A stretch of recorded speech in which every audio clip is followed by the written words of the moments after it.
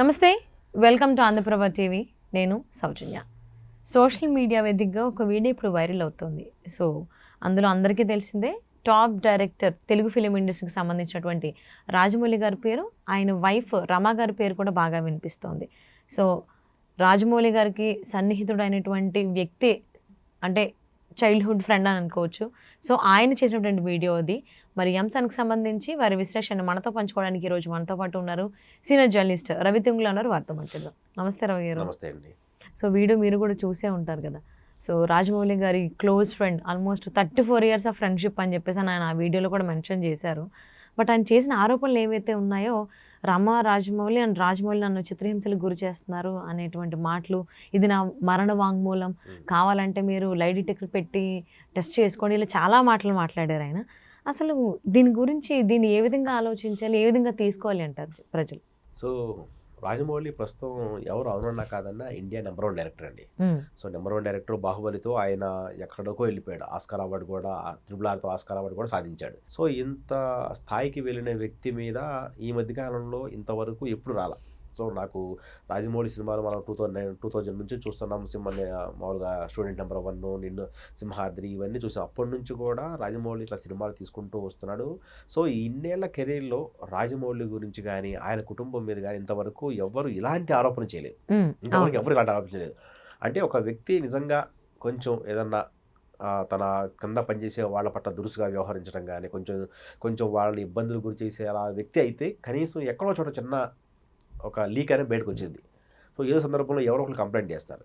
So కాబట్టి గత 25-30 సంవత్సరాల నుంచి ఇండస్ట్రీలో ఉన్న వ్యక్తి గురించి ఇప్పుడు ఒక వ్యక్తి సడన్గా వచ్చేసి ఇలాగ ఆరోపణలు చేయటం అనేది నాకు ఎందుకో కరెక్ట్ కాదనిపిస్తుంది అండి. అదేదో బహుశా అతనికి, రాజమౌళి గారికి అతనికి ఉన్న ఏదైనా వేరే విషయంలో విభేదాలు వచ్చి ఉండొచ్చేమో, కానీ అందువల్ల అతను బయటకు వచ్చి ఉండొచ్చు. అందువల్ల అలాంటి ఆరోపణలు చేసాడేమో అనిపించాలి. కానీ అది కూడా ఇంకా ఆయన వ్యక్తిగతంగా చేసిన ఆరోపణలే తప్ప, అవతల ఇప్పుడు అది తప్పని ఒప్పని అదంతా పోలీసులు తీరుస్తారు. ఒకవేళ ఆయన కేసు పెడితే, ఒకవేళ ఆయన చనిపోయి మరణ వాంగ్మూలం అన్నారు. మరి ఆయన చనిపోయారా లేరా ఇంకా అఫీషియల్గా అయితే ఎక్కడ బయటికి రాలేదు. పోలీసులు కూడా ఎంక్వైరీ చూస్తున్నారు. ఎంక్వైరీలో అసలు నిజాలు తేలుతాయి. అయితే ఏంటంటే ఇప్పుడు ఇన్నాళ్ళు మట్టి ఇండస్ట్రీలో ఉన్న వ్యక్తి గురించి, రాజమౌళి గురించి ప్రతి ఒక్కరికి తెలుసు. సో ఆయన ఎలాంటి వాడు అంటే పని విషయంలో రాక్షసుడు, అందులో ఎలాంటి డౌటు లేదు. సో మిగతా విషయాల్లో కూడా చాలా పొలైట్గానే ఉంటాడు, అంతా నీట్గానే పని చేయించుకుంటాడు. లేకపోతే ఇంతమంది హీరోలతో, ఇంతమంది టెక్నీషియన్స్తో ఇన్ని సినిమాలు, ఇంత అద్భుతమైన అవుట్పుట్ తీయలేడు కదండి.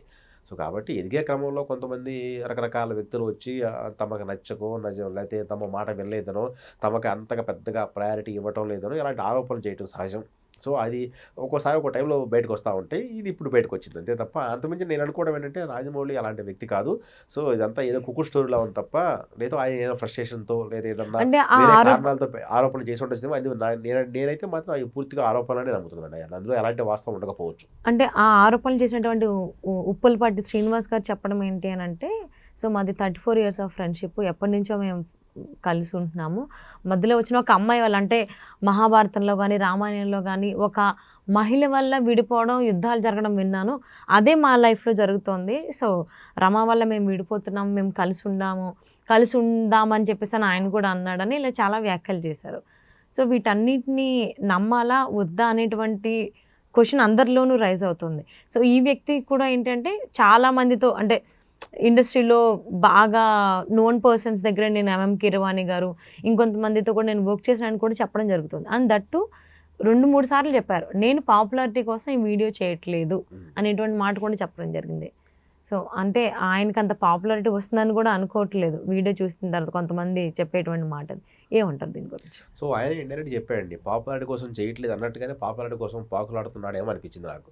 ఇండస్ట్రీలో ఇంతమంది ఉన్న వ్యక్తులు చాలా మంది ఉన్నారు. వాళ్ళ మీద ఎవరో ఒకరి మీద ఆరోపణలు చేయొచ్చు.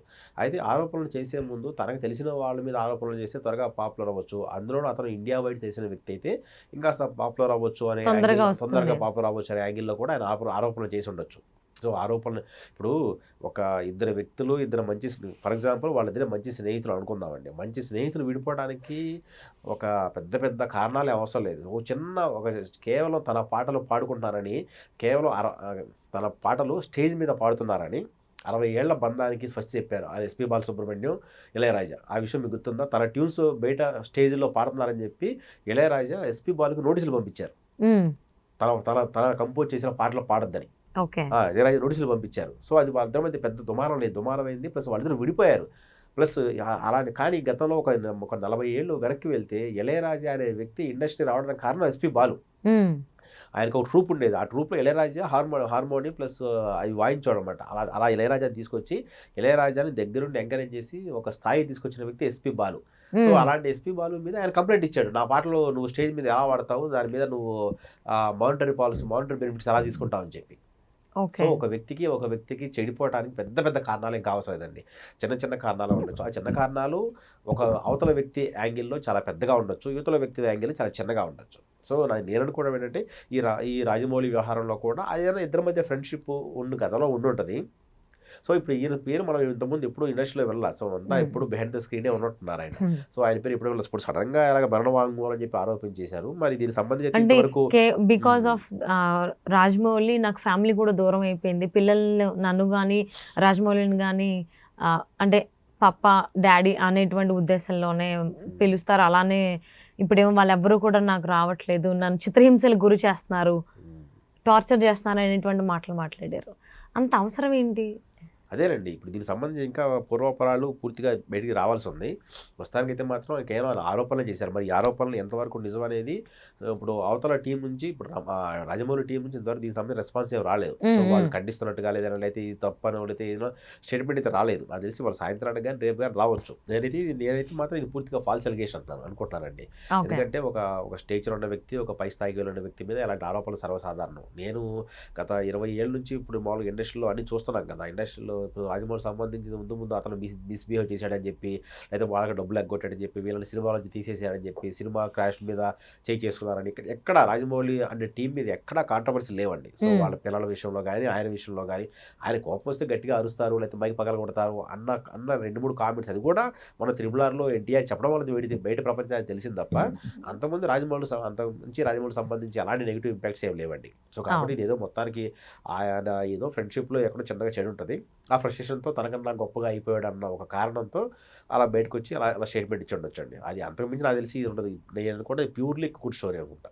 ఓకే, మరి ఉప్పలపాటి శ్రీనివాసరావు గారు చేసినటువంటి ఆరోపణలు ఏవైతే ఉన్నాయో రమాన్ రాజమౌళి గారి పైన, మరి వాళ్ళు స్పందిస్తారా లేకపోతే స్పందించాల్సినటువంటి అవసరం లేదని చెప్పేసి భావిస్తారా ఏంటనేది చూద్దామండి. థ్యాంక్స్ సో మచ్ రావు గారు. థ్యాంక్ యూ అండి.